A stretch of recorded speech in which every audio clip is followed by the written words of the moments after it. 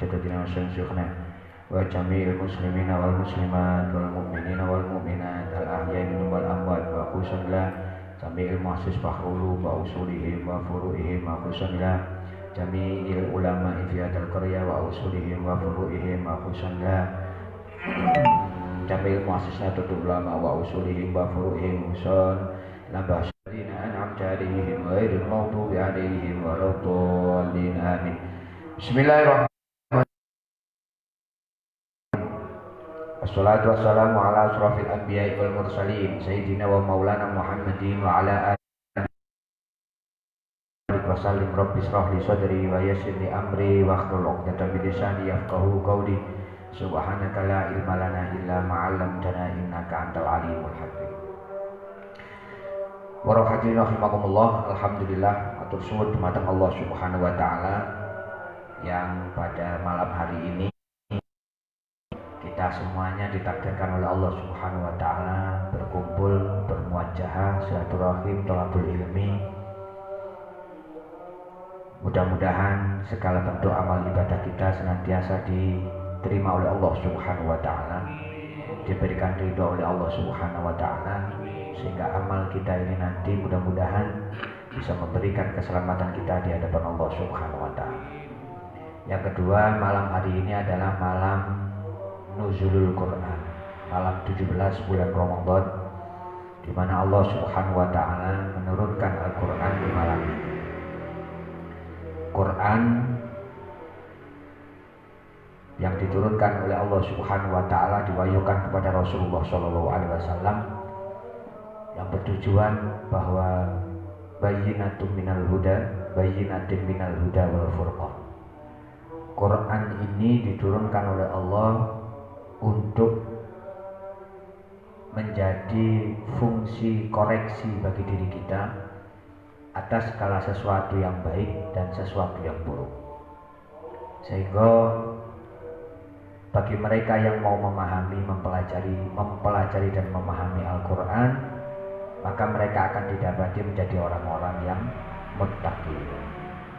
Quran disampaikan oleh Allah Subhanahu wa taala kepada Rasulullah sallallahu alaihi wasallam, tujuannya adalah memberikan pengetahuan ilmu kepada kita supaya kita bisa membedakan mana yang benar dan mana yang salah, mana yang hak dan mana yang batil. Sehingga orang paling rugi itu orang yang tidak mau belajar Al-Quran. Orang yang paling utama itu adalah orang yang mau belajar dan waalaikumsalam, orang yang mau belajar dan mau menyampaikan Al-Quran. Itu orang yang paling utama. Dan man ta'allama Al-Quran wa 'allamahu, menyampaikan, mengamalkan daripada isi Al-Quran. Ini adalah keutamaan bagi mereka-mereka yang mendekatkan diri kepada Allah. Sampean tidak akan menjadi orang yang dekat dengan Allah ketika sampean tidak mau mengerti, belajar tentang Al-Quran. Apapun yang menjadi keutamaan sampean ketika sampean jauh dengan Al-Quran, maka sesungguhnya keutamaan itu tidak akan membawa kemanfaatan sampean di dunia ataupun di akhirat. Maka Quran itu, makanya Al-Quran itu tidak akan tidak akan habis dimakan usia. Artinya bahwa Al-Quran itu akan selalu relevan di setiap masa. Jadi jangan disamakan bahwa Al-Quran dengan hasil penelitian, Al-Quran disamakan dengan hasil ilmu pengetahuan. Jangan disamakan. Bahwa Al-Quran ini adalah dasar hukum yang diturunkan oleh Allah Subhanahu wa taala kepada manusia, dasar hukum. Sehingga segala sesuatu yang tidak sesuai dengan Al-Quran, tidak diterjemahkan dalam hadis, atau tidak disampaikan oleh para ulama, maka sesungguhnya sesuatu itu adalah batil. Makanya Al-Quran itu bayyinatin minal huda wal furqan. Sehingga alangkah bahagianya bagi kita yang oleh Allah Subhanahu wa taala diberikan kesempatan untuk belajar Al-Quran, diberikan kesempatan untuk mengamalkan Al-Quran. Karena Rasulullah itu menyampaikan suatu saat ada waktunya di mana Al-Quran itu akan hanya menjadi sebuah hiasan. Ning lemari tok, makanya Qurannya hanya terus. Sebab apa? Sebab Qurannya tidak pernah dipelajari, dibaca tidak pernah, dimutolaah tidak pernah, apalagi menyampaikan isi Al-Quran. Jangan berpikir kalau kemudian orang yang belajar Al-Quran itu harus yang kalau baca seperti di masjid itu kudu coba cepet maca, tidak harus begitu. Yang penting kewajiban kita untuk belajar Al-Quran itu tetap terlaksana. Orang belajar itu kan tidak harus semuanya menjadi orang yang ngalim, kan tidak. Karena orang belajar itu menjadi kewajiban kita. Bahkan orang yang mau belajar, orang yang mau menuntut ilmu itu akan dipermudah oleh Allah Subhanahu wa taala sampai menuju jalan surga. Jadi kemudian ketika sampean belajar terus gak iso-iso, itu berarti kesempatan sampean untuk sampai di dalam surga. Jangan terus minder, ojo terus sampean putus asa. Karena tidak semua orang itu diberikan kesempatan yang sama oleh Allah Subhanahu wa taala dalam mempelajari ilmunya Allah Subhanahu wa taala. Dan saya yakin ketika ada orang yang belajar ilmunya Allah, maka dia tidak akan tembus 100% mengetahui semua ilmu Allah. Guys, apalagi kita gitu. Ya, jadi jangan kemudian zaman aras-arasan maca Al-Quran atau belajar ilmu Al-Quran atau belajar mengamalkan isi Al-Quran. Sedikit-sedikit apa yang sampean ketahui di dalam Al-Quran, maka wajib bagi kita untuk mengamalkannya. Itu karena fungsi Al-Quran itu adalah memperbaiki diri kita, antara kita dengan Allah dan antara kita dengan sesama makhluk Allah. Malam ini insyaallah malam nuzulul Quran, mudah-mudahan kita bersama-sama mendapatkan syafaat Al-Quran. Ketika Al-Quran itu banyak sampean baca, ketika Al-Quran itu banyak sampean pelajari, sampean amalkan, maka Al-Quran itu nanti yaumil kiamah akan datang kepada sampean dan Al-Quran itu akan memberikan pertolongan kepada kita. Siapa yang mendapatkan pertolongan dari Al-Quran? Ya mereka yang mau belajar Al-Quran, mereka yang mau mengamalkan Al-Quran, mereka yang mau menyampaikan isi Al-Quran. Maka Al-Quran itu akan datang sebagai penolong. Di mana? Yaumil akhir, yang pada mahsyar, di yaumil hisab, datang Al-Quran itu kepada kita sebagai penolong kita. Dan di situ tidak dikhususkan bagi mereka yang hafal Al-Quran, enggak. Dan tidak dikhususkan bagi mereka yang memocoknya Al-Quran yang lancar-lancar, enggak. Siapapun orangnya yang mau meniatkan diri untuk belajar Al-Quran, maka Al-Quran itu akan menjadi pembelanya nanti fi yaumil akhir. Karena Al-Quran ini wahyunya Allah. Dan barang siapa, keutamaannya orang yang membaca Al-Quran itu adalah mereka adalah ahlullah. Wong sing gelem belajar Al-Quran, orang yang mau membaca Al-Quran, mereka adalah keluarganya Allah. Mereka adalah golongan orang-orang yang baik. Sehingga ketika sampean membaca Al-Quran, sampean sedang berdialog dengan Allah. Sampean kan gak iso mau omongan Gusti Allah kayak ambek aku sampean ini. Kapan kesempatan itu kita dapatkan? Ketika kita mau membaca Al-Quran. Sampean maca Quran iki padha ambek sampean WA-an bi Allah taala. Padha ambek sampean omong-omongan bi tilpun-tilpunan bi Allah Subhanahu wa taala. Kesempatan kita adalah ketika kita membaca Al-Quran. Maka jangan pernah menyepelekan namanya baca Al-Quran. Wis ta, sak iso-iso sampean gradul-gradul AAI akan diberikan apresiasi penuh oleh Allah Subhanahu wa taala. Makanya Quran itu secara khusus tidak ada namanya kitabullah yang kemudian berlaku sepanjang masa kecuali Al-Quran. Tidak ada kitabullah, wahyunya Allah, kitabnya Allah yang kemudian menyempurnakan semua hukum kecuali Al-Quran. Makanya Al-Quran itu luar biasa. Maka mudah-mudahan kita ini termasuk golongan orang-orang yang senantiasa mau belajar Al-Quran, mau mengamalkan Al-Quran, sehingga kelak mungkin amal kita tidak bisa membantu kita di hadapan Allah, tapi minimal ada Al-Quran sebagai pembela kita di hadapan Allah Subhanahu wa Ta'ala. Pun mudah-mudahan mawar di malam nuzul Quran ini kita diberikan keberkahan oleh Allah, dan mudah-mudahan kita mendapatkan Lailatul Qadar. Jangan pesimis, golek kok Lailatul Qadar, golek ana Allah. Sementara kita golek Lailatul Qadar adalah tujuannya adalah bertemu dengan Allah. Bagaimana sampean akan mendapatkan Allah Subhanahu wa Ta'ala kalau sampean tidak mau nuruti perintah Allah? Di antara perintah Allah adalah ketika kita mau bertakwa, beribadah kepada Allah Ta'ala, dan itu akan membuahkan hasil mendapatkan barokah Lailatul Qadar. Dan orang yang mendapatkan barokah Lailatul Qadar pasti mereka akan bertemu dengan Allah Subhanahu wa Ta'ala. Gitu. Sehingga monggolah Lailatul Qadar itu kita cari, kita dapatkan, supaya kita mendapatkan kemuliaan di malam di mana Allah Subhanahu wa Ta'ala menurunkan Al-Qur'an. Al-Fatihah. Ya kenapa ya. Alhamdulillah. Kita niati ngaji kita kali ini dalam rangka tahaddus bi nikmah atas turunnya Al-Qur'an. Ya, jadi tidak hanya kita niati untuk tolabul ilmi, tapi kita niati bersyukur kepada Allah atas turunnya Al-Quran. Mudah-mudahan rasa syukur kita ini diapresiasi oleh Allah Subhanahu wa Ta'ala, supaya kita mendapatkan rahmat dan ridhonya Allah Subhanahu wa Ta'ala. Bismillahirrahmanirrahim. Halaman 13. 12. Oh, 12 ya. Halaman 12 baris kedua. Dua dari atas.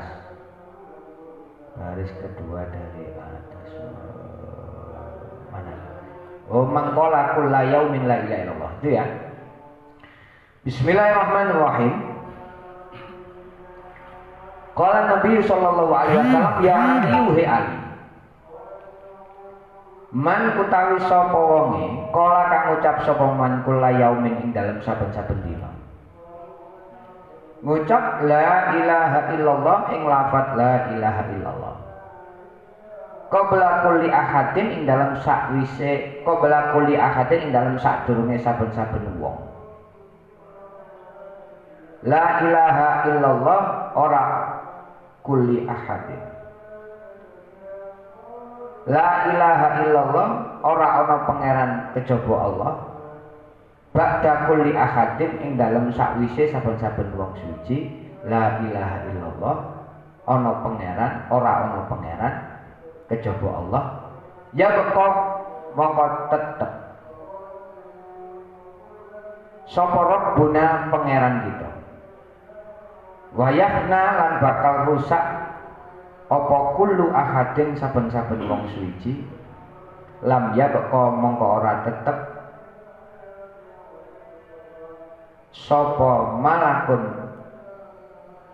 pira-pira malaikat fisamawati ing dalam langit illas taghfaro kejaba nyuwunaken ngapura sapa malaikat lahu maring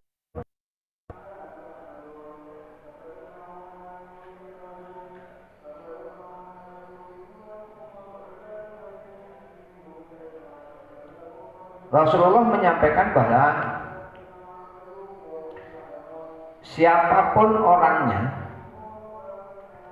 yang mau berzikir la ilaha illallah di setiap harinya sebelum orang lain berzikir la ilaha illallah, atau bahkan ba'da kulli ahadin, atau setelah orang lain mengucapkan la ilaha illallah, kecuali Allah Subhanahu wa Ta'ala akan menetapkan malaikat-malaikat Allah untuk memintakan maaf kepada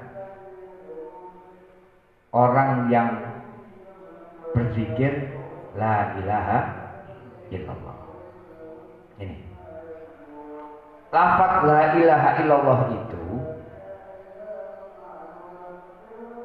adalah puncak tauhid kepada Allah Subhanahu wa taala. Lafaz la ilaha illallah itu adalah pengakuan diri kita bahwa tidak ada Tuhan selain Allah.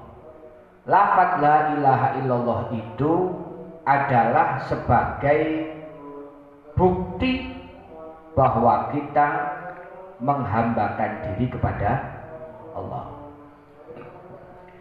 Karena la ilaha illallah itu sebagai bukti, sebagai lafaz utama yang menunjukkan bahwa kita mengakui keesaan Allah, kita mengakui kekuasaan Allah, kita mengakui kemuliaannya Allah, maka seyogyanya kalau la ilaha illallah itu senantiasa kita lantunkan di setiap saat. Kenapa?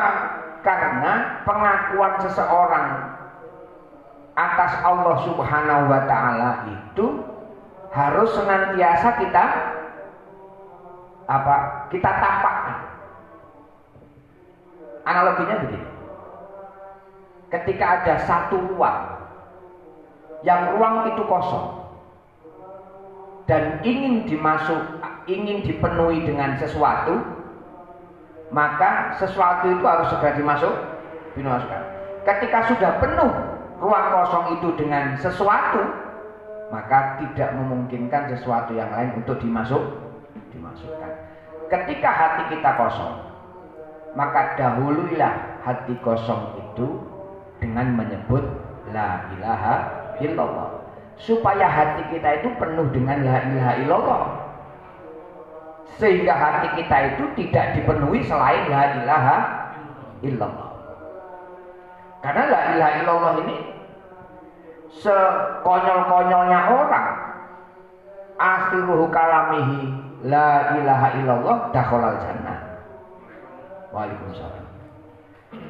Sarugi-rugine wong ketika akhir kehidupannya itu di dalam hatinya ada la ilaha illallah, maka sesungguhnya ada tempat bagi mereka di dalam surga.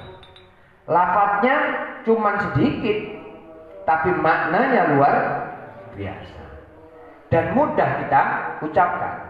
Siapa yang gak iso nek la ilaha illallah? Wis masya Allah gak cetha la ilaha illallah misalnya. Tujuannya sama.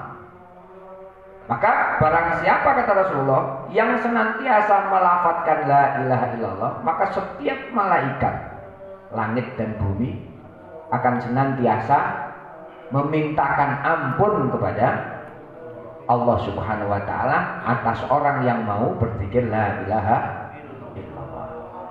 Cuman la ilaha illallah itu kita sudah akan diberikan surga oleh Allah. Mek dengan kata la ilaha illallah. Tapi jangan kemudian begini ya wis lah kok sembahyang tak dikirain la ilaha illallah. Tidak begitu maksudnya. Sampean akan menjadi orang yang lebih punya kesempatan dekat dengan Allah, punya kesempatan mendapat surganya Allah ketika sampean menambah amal ibadah sampean dengan zikir la ilaha illallah. Karena la ilaha illallah ini sakti, Pak. Sakti. Nek kalau kemudian orang sekafir apapun, selama apapun dia kafir, kemudian dia berzikir la ilaha illallah, saat itu juga dia menjadi hambanya Allah Subhanahu wa taala. Saat itu juga dia diberikan surga oleh Allah Subhanahu wa taala. Dan kesalahan-kesalahan yang dilakukan selama dia melakukan sesuatu yang salah itu semuanya akan diampuni oleh Allah Subhanahu wa taala. Apapun perilakunya, ketika orang itu mau memperbanyak zikir la ilaha illallah, maka malaikat-malaikat Allah akan tetap memintakan ampun kepada Allah Subhanahu wa taala. Lafaz la ilaha illallah itu sudah menjadi sebuah proyeksi utama ketika Allah taala menciptakan surga. Proyeksi utama ketika Allah taala menciptakan neraka. Tujuannya apa? ketika Allah Ta'ala menciptakan alam dunia, bumi. Surga itu untuk siapa? Surga itu untuk orang yang mengakui keberadaan, kekuasaan Allah, orang yang senantiasa menyebut, mempercayai la ilaha illallah. Neraka untuk siapa? Untuk orang-orang yang menjauhkan dirinya dari la ilaha illallah. Bumi untuk apa? Untuk syiar la ilaha illallah. Orang ketika di bumi itu kan ada orang yang kenal dengan la ilaha illallah, ada pula yang tidak kenal dengan la ilaha illallah. Sehingga orang yang kenal dan mau meyakini la ilaha illallah, mereka akan ditempatkan Allah Ta'ala di dalam surga. Mereka yang tidak kenal atau tidak mau meyakini la ilaha illallah, mereka akan diletakkan di dalam neraka. Dan bumi ini adalah sebagai tempat syiar kita untuk menyampaikan la ilaha illallah. Minimal paling tidak kan, ketika zaman tidak bisa memerintahkan orang lain untuk berzikir la ilaha illallah, hati kita ini sudah dipenuhi dengan la ilaha illallah. Ndak ono pangeran sing wajib dan sembah kejaba Allah. Ndak ada yang lain. Bahkan seringkali kita ini yang mungkin nun sewu jarang-jarang zikir la ilaha illallah, itu kadang-kadang masih terbesit kesyirikan di dalam hati kita, bahwa yang menguasai kita itu sebenarnya bukan Allah. Onok mudah-mudahan sedikit, walaupun itu tidak musyrik yang sampai mengeluarkan kita dari Islam, tapi kekuasaan Allah itu seakan-akan masih ada kekuasaan yang lain selain Allah, sehingga kadang-kala kita itu menyandarkan diri kita kepada selain Allah. Kan pernah sama ngerasain itu kan? Ini padahal semuanya tidak ada yang tidak mungkin kalau kemudian Allah Ta'ala kun fayakun. Kemarin saya sampaikan bahwa Allah Ta'ala itu aradallahu ala kulli syai'in yuridullahu ala kulli syai'in. Allah Ta'ala itu mungkin untuk melakukan segala sesuatu. Kalau sering saya sampaikan ana urid anta turid wallahu yaf'alu ma yurid. Saya kepingin, sampean juga kepingin, tapi Allah Ta'ala menentukan keinginan itu. Karena puncaknya ada di Allah.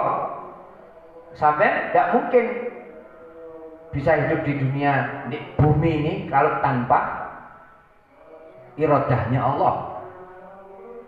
Sampean tidak mungkin merasakan nikmat di bumi ini kalau tanpa irodahnya Allah. Sehingga kalau kemudian sampean tidak percaya kepada la ilaha illallah, kalau kemudian Allah Ta'ala itu memerintahkan sampean untuk meninggalkan bumi, kira-kira mau kemana? Ya, misalnya sampean tidak percaya Allah Subhanahu Wa Ta'ala, barangkali begitu. Kalau kemudian sampean diperintah Allah Ta'ala untuk tinggallah di lain tempat bumi, kira-kira sampean mau kemana? Ya kan? Karena begini,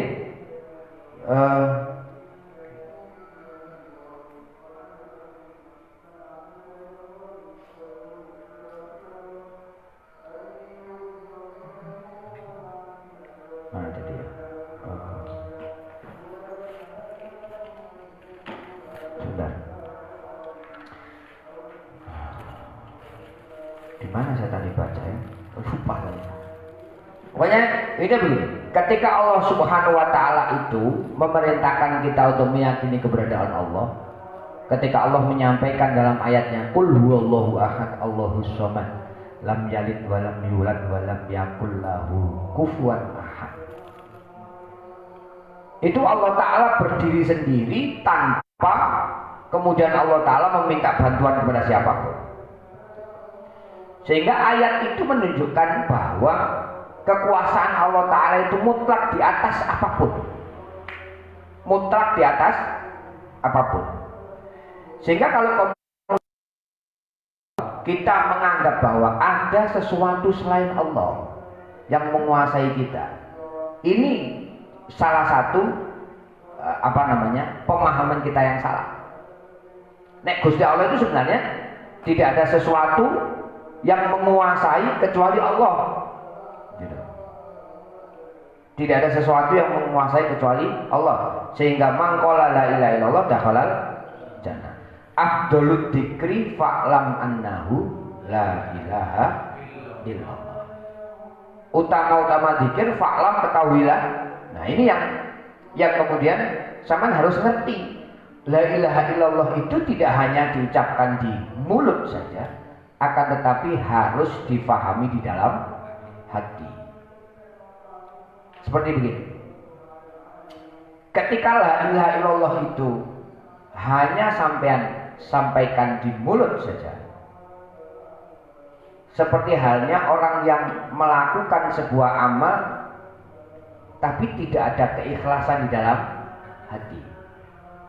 Ngelakoni amal tapi gak ikhlas. Itu koyok dene ana tletong sampean tutupi karpet. Karpete apik lho. Tapi isore akeh tletong. Iya kan? Ketika nanti suatu saat kita berhadapan dengan Allah Subhanahu wa taala, maka karpet itu akan dibuka.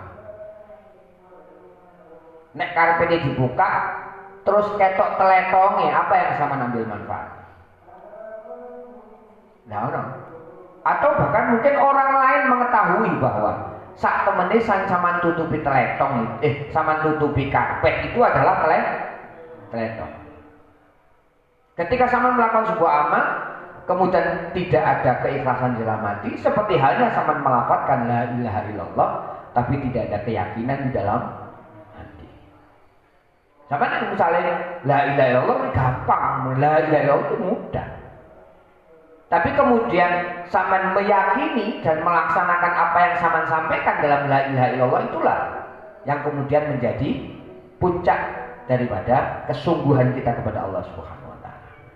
Makanya Gusti Allah itu menyampaikan bahwa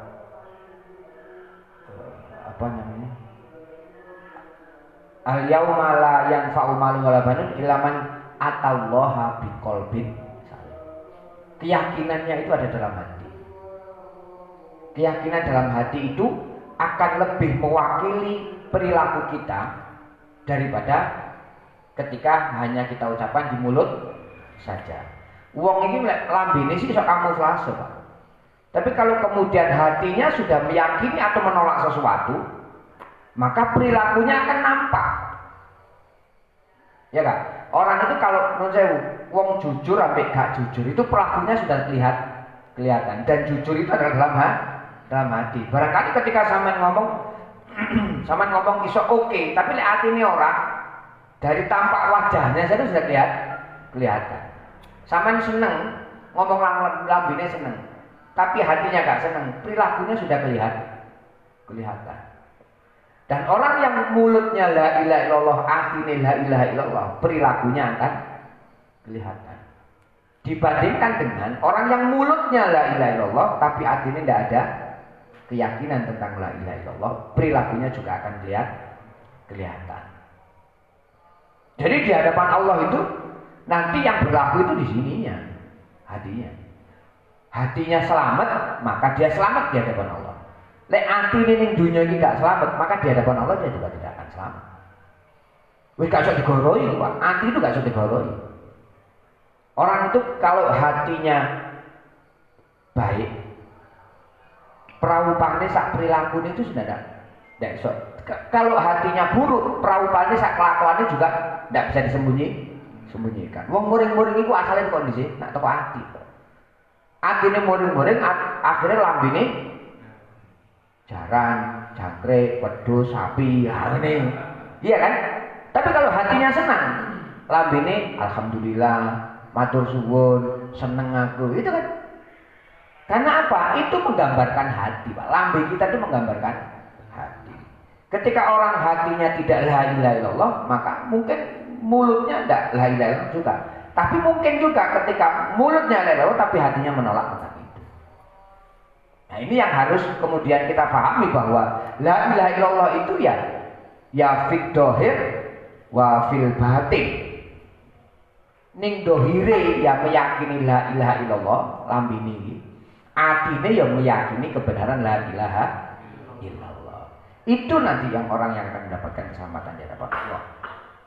Makanya malaikat itu tidak berhenti. Allah Ta'ala itu tidak memerintahkan malaikat itu berhenti memintakan ampun kepada orang yang senantiasa berpikir la ilaha illallah terus.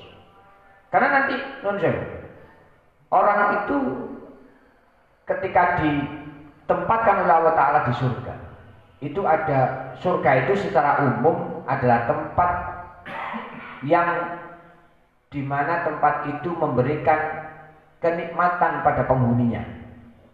Ya, surga itu adalah tempat yang mana surga itu adalah akan memberikan segala kenikmatan yang melebihi kenikmatan di dunia bagi penghuni surga. Tapi penghuni surga ini juga masih ada yang rugi. Ya di surga Pak, tapi rugi. Yang pertama, siapa orang yang dalam surga itu yang rugi? Mereka yang ditempatkan Allah Ta'ala di dalam surga, akan tetapi mereka tidak pernah bertemu dengan Rasulullah. Kedua, ketemu dengan Rasulullah itu jangan rugi nih. Mereka ketemu dengan Rasulullah, ning surga, ketemu dengan Rasulullah, tapi tidak pernah berdialog, bercengkrama, duduk bersama dengan Rasul. Tampak tok, tapi gak iso omong. Sampeyan ketok bojo sampean tapi gak iso ngeloni terus ya. Golek sing kena dikeloni lah. Kan begitu. Sampeyan ketemu pacar sampean, tapi sampean ndak iso omongan. Mek ketok tok utawa video callan tok. Video call gak iso omongan. Delok ngono kan. Beda rasanya. Orang yang bertemu dengan Rasulullah di dalam surga, bertemu dengan Rasulullah, berbicara dengan Rasulullah, berdialog, bercengkrama dengan Rasulullah, mereka masih rugi ketika mereka tidak bisa punya kesempatan untuk melihat wujudnya Allah. Kayak saudara Allah Ta'ala.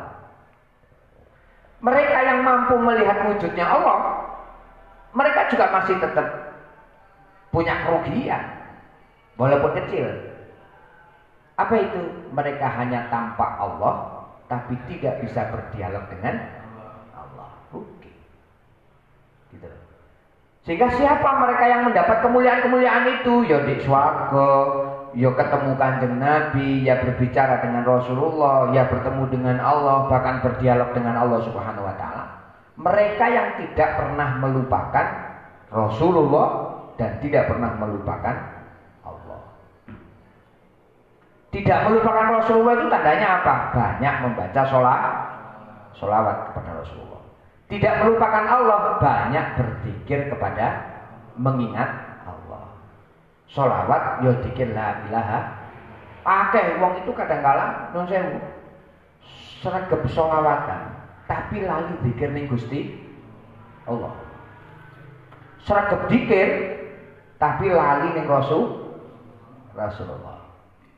Ada orang yang sregep maca sholawat, ketemu mbek Kanjeng Nabi, tapi gak iso omong-omongan di Rasulullah. Sebab apa? Sebab dia hanya bersolawat tapi tidak mengikuti aturan Rasulullah. Ada orang yang nanti ketemu dengan Allah tapi dia tidak akan pernah berbicara dengan Allah ketika la ilaha illallah itu hanya menjadi lafaz tapi tidak pernah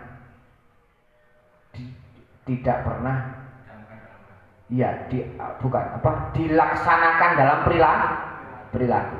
Contoh begini, sampean yakin dengan la ilaha illallah, sampean zikir la ilaha illallah, tapi sampean masih menguasakan diri sampean kepada sesuatu selain Allah. Wis tadi lek ana sampean aku gak iso lapo-lapo, gitu tuh. Lek ana sampean aku gak iso apa, mendahi ben aku gak sampean tulungi dadi itu masih meyakini dalam hati, saya ada keyakinan seperti itu. Tidak meyakini bahwa segala sesuatu yang ada di hadapan kita ini adalah lantaran dari Allah Subhanahu wa Ta'ala. Anane bojo sampean sing masakno sampean itu bukan berarti sampean dikuasai diri oleh bojo sampean. Ya bojo sampean itu dijadikan oleh Allah Subhanahu wa Ta'ala sebagai seseorang yang diberikan tanggung jawab masakno sampean. Terus umpamane gak bojo sampean apa sampean iso mangan? Iso. Tuku. Warung gitu. Anak aku gak iso gawe pentol, anakku ya iso mangan pentol kok. Walaupun anak itu dalam kekuasaan saya. Berarti kan bukan berarti 100% bahwa apa yang dilakukan oleh anakku ini kudu teko aku kan. Ada Allah yang bisa mewakilkan segala sesuatu untuk kehidupan anak saya. Makanya sama jok kuatir. Umpamanya sama jadi wong melarat, guru mesti anak sampean iku dadi wong melarat. Karena melarat sugih iku gak krana bapake. Melarat sugih krana Allah. Karena barangkali Allah Ta'ala masrahno sampean itu masih memang dalam keadaan sampean dijadikan orang yang miskin. Tapi anak sampean bi Allah Ta'ala didadekno wong sugih. Iso ae. Inti itu tidak pada siapa-siapa, pada Allah. Gusti Allah mau menentukan apapun ya terserah Allah. Dan tidak ada segala sesuatu yang kemudian diciptakan oleh Allah Ta'ala itu muspro atau batin. Ya, tidak ada. Kalau Allah Ta'ala itu menciptakan segala sesuatu pasti punya manfaat. Wa ma khalaqnas samaa wal arda wa ma bainahuma batila. Gusti Allah itu tidak akan menciptakan bumi, langit beserta semua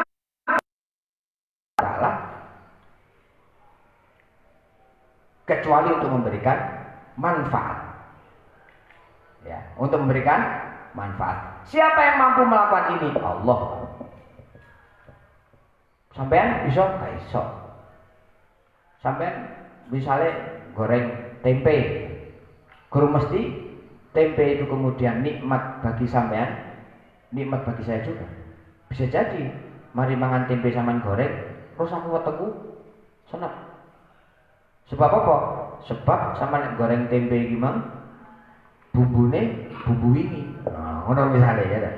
Akhirnya aku seneng. Sampean sih seneng, aku seneng. Bisa jadi. Itu nek gawenane menung. Nek gawenane Allah, tidak ada sesuatu yang kemudian tidak manfaat. Jadi segala sesuatu diciptakan oleh Allah Ta'ala adalah memberikan kemanfaatan bagi manusia, langit, bumi. Makanya sing menguasai dunia ini tidak ada lain kecuali Allah. Amerika yang berkuasa, Cina yang tidak berkuasa. Sementara sampean menganggap bahwa Amerika berkuasa, Cina berkuasa, itu kan dalam hal lain. Anggapan sampean, oh Amerika berkuasa itu karena kekuatan militernya, karena kekuatan finansialnya. Tapi masih ada yang lain yang mungkin bisa menyaingi Amerika. Siapa? Cina.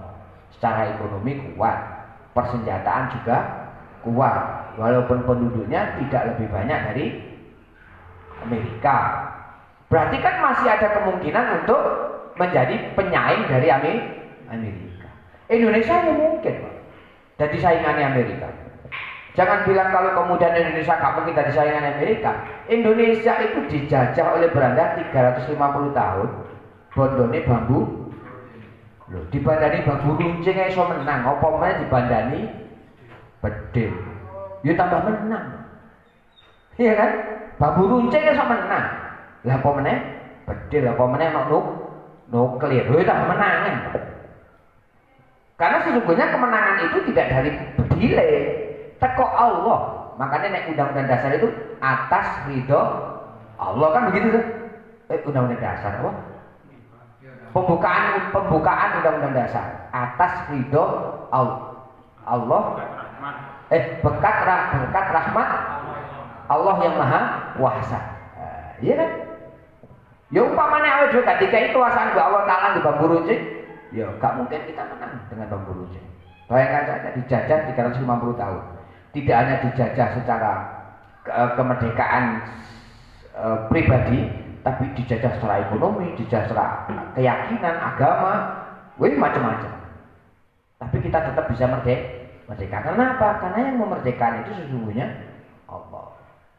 Rasulullah dalam perang dalam perang Badar hanya beberapa umat yang bersama dengan Rasulullah. Bahkan ketika katanya budal perang loh, sahabat itu ragu menang takkan, kok nang mati konyol gitu. Rasulullah dengan keyakinan kekuasaan Allah, lek sampean gak gelem budal tak budal dhewe. Wis ngadepi wong 1000 tak budal dhewe dari Rasulullah. Kenapa? Ada keyakinan bahwa Rasulullah akan mendapatkan kemenangan. Dan ini wahyu Allah. Akhirnya sahabat ngipun kanjeng Nabi kalau tak melok iki sampai terkumpul 300 orang. Mungsuhe ewon. Lu iso menang. Kenapa? Sebenarnya bukan dari kekuatan musuh, tapi dari keinginan Allah untuk memberikan kemenangan. Bayangkan saja kalau ketika Rasulullah perang terus gak dikai menang, itu Islam mau jadi apa sekarang? Kira-kira kalau Islam itu orang Rasulullah kalah terus, Rasulullah gak diyakini jadi nabi kok kalahan. Kan ya, jadi nabi kok kalah. Mestinya jadi nabi itu menangan. Nah, ketika orang punya pendapat seperti itu, akhirnya Allah Ta'ala menurunkan kekuatan.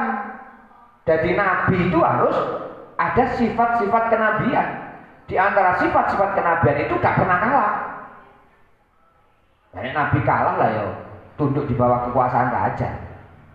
Makanya nabi itu pernah ketika di daerah mana raja,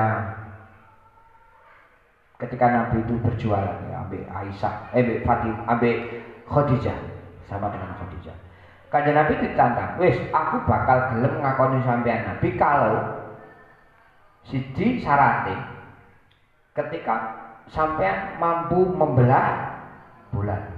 Siji. Nomor loro, aku duwe anak bisu, wuto, budek, cacat tangane, cacat sikile.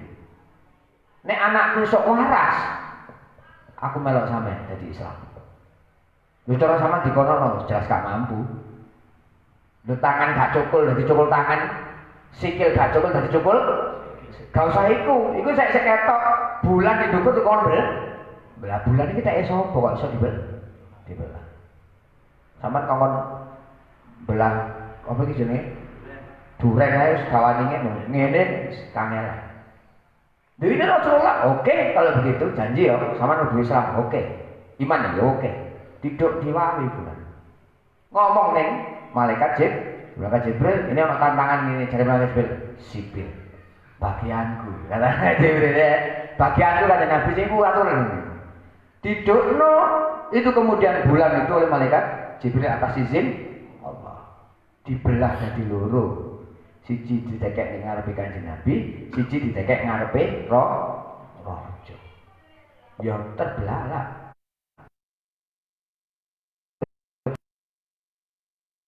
Penuh sian.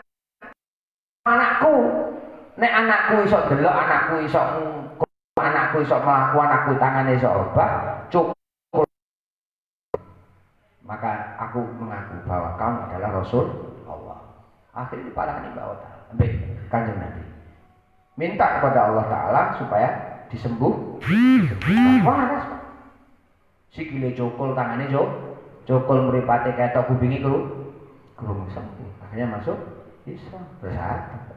Loh, Nabi itu memang itu sudah syarat kenabian dan dituntun oleh Allah Ta'ala, dituntun oleh Allah, sehingga Nabi itu bisa memberikan segala sesuatu yang menjadi tujuan atau keinginan umat atas izin Allah.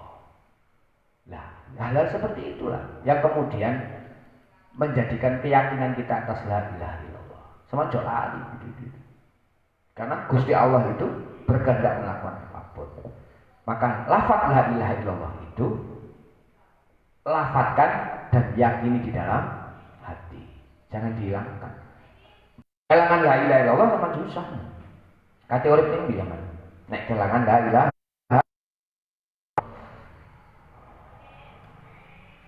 ya Ali he Ali. Man kola, manutawi sapa nyawa kola iki kengucap sapa man kula yaumin ing dalam saben-saben dina.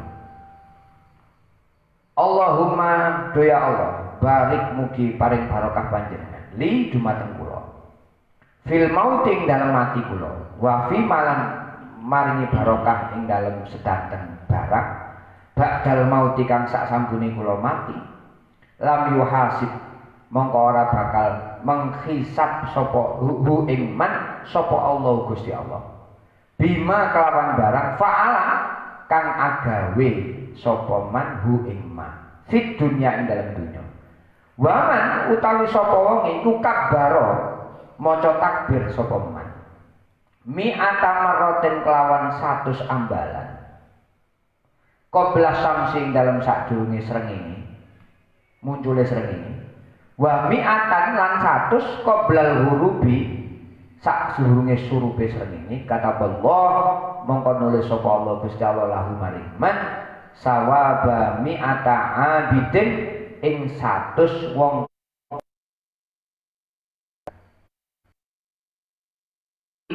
mujahidin lan 100 wong kang perang jihad fi sabilillahi ing dalem agamane Allah.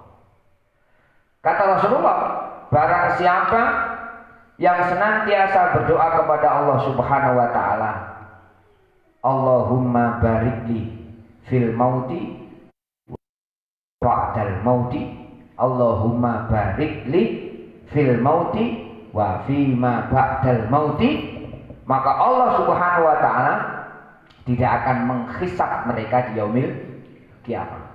Gampang kan? Allahumma barik li fil mauti. Ya Allah, berilah keberkahan segala sesuatu pada saat kematianku dan berilah keberkahan segala sesuatu ba'dal mauti fil mauti wa fima ba'dal mauti, dan setelah kematian. Mati kok kalau kalian sampean ini minta barokah kepada Allah Subhanahu wa taala. Mending kalau mati sampean barokah Gusti, segala sesuatu yang terjadi dan jerone mati kula nggih sampean barokah. Maka Allah Subhanahu wa taala tidak akan menghisab. Gak ngitung amalku kalian sampean ketika hidup. Semuanya dianggap sahih.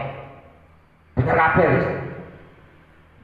Jadi kehidupan mati sampean, mati kita, bagi orang yang mau berdoa kepada Allah Subhanahu wa taala, Allahumma barik lana barik li fil mauti wa fima ba'dal mauti, maka kematiannya akan dijamin keselamatan oleh Allah. Dungo penting. Meniki apa? Mumpung mek titik. Akeh-akeh jelas sama nangel apa. Mumpung mek titik, apal? Apa Allah barik li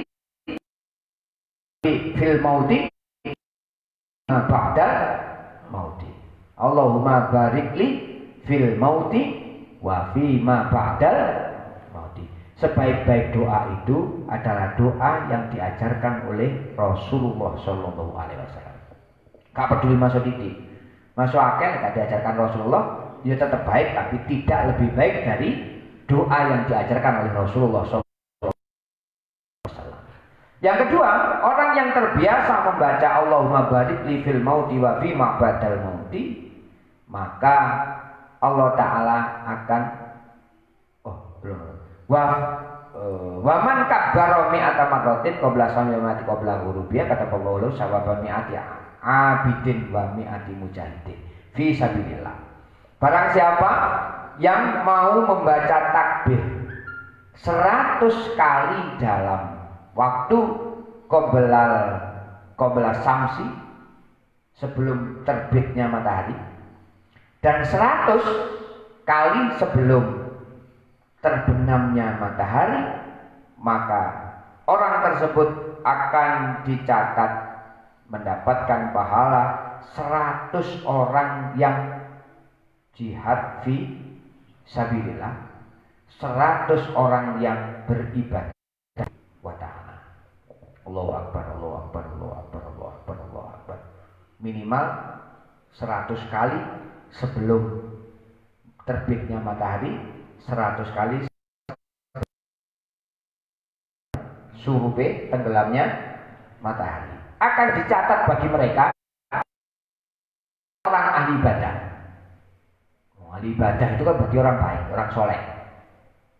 Sama kan yo ahli hisab.